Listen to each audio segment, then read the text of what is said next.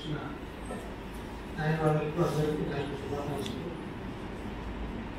మొత్తాలు అన్ని విషయాలు కవర్ చేసినారు, మనం మాట్లాడడానికి ఏం లేదు.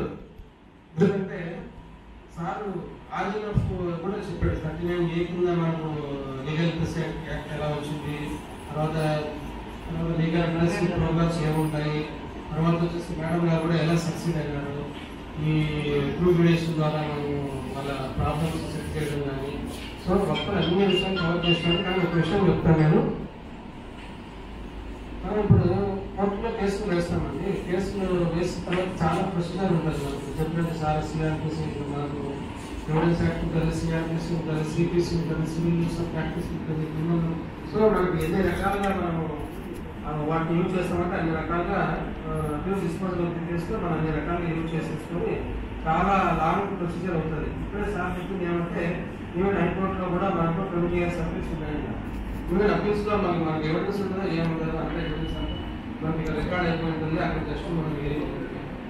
సో అట్లా కేసులు కూడా మనకు ఉంటాయి కాబట్టి సో ఈ ప్రాసెస్ అంటే వాళ్ళు లిటిగెంట్ పబ్లిక్ వాళ్ళు ఎవరైతే కేసులు వేసింటారో, ఎవరైతే యాక్చువల్గా సఫర్ ఫ్రమ్ ది లిటిగేషన్ వాళ్ళంతా చనిపోయింటారు, వాళ్ళు వెళ్ళాల్సి వస్తారు, వాళ్ళు వెళ్ళాల్సి చనిపోయి వాళ్ళు వెళ్ళాల్సి వస్తారు. అయినా కూడా మనకు వాళ్ళకు ఆ న్యాయం అనేది వాళ్ళు దేనికైతే ఆ కేసు వేసింటారో అది పొందలేకపోతారు. మళ్ళీ సార్ కోర్టు కూడా చెప్పాడు, మనం సక్సెస్ అవుతే ఇంటికి వస్తారు, మళ్ళీ సక్సెస్ కాకపోతే వస్తారు. సో ప్రివెంట్ దట్ అంటే మనం ఇంత ప్రొసీజర్ ఫాలో అయ్యి మన కేసు అంటే ఇప్పుడు మన బాధ్యత ఏమంటే ఎవరైనా వస్తారు, వస్తే వాళ్ళకి ఏమి మనం ఫ్రీడమ్స్ మన కేసు ఆల్రెడీ కొట్టుకుపోయింది. ఇది కాదు మన బాధ్యత. వాళ్ళ యాక్చువల్ ప్రాబ్లమ్ని మనము రిజాల్వ్ చేయాలి.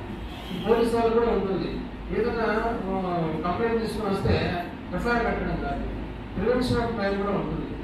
సో క్రైమ్ని ఆపితే ఎఫ్ఐఆర్ కట్టేది కూడా ఉంటుంది. సో దాని మీద కూడా వాళ్ళు కొంత ప్రివెన్షన్ ఆఫ్ క్రైమ్ కూడా ఎలా మనం క్రైమ్ని ప్రివెంట్ చేయాలంటే మనం ఏమేమి చర్యలు తీసుకోవాలా, ఏం లేదు, మనం ఎక్కడ బందోబస్తు పెట్టాలా, ఎక్కడ ముద్దారు, ఎక్కడ ఎవరు ఏ ఏరియాలో ఎవరు ఉన్నారు, క్రిమినల్ యాక్టివిటీస్ చేస్తున్నారు, ఎవరు చదువుకున్నాడు, ఎవరు చదువుకోలేకున్నాడు, ఎవరు ఎక్కడ పోతా ఉన్నాడు, ఎవరు ఏం చేస్తున్నాడు అనే దాని మీద కూడా వాళ్ళ కాన్సన్ట్రేషన్ చేస్తే క్రైమ్ అక్కడికి ఒక 50% కన్నా మనకు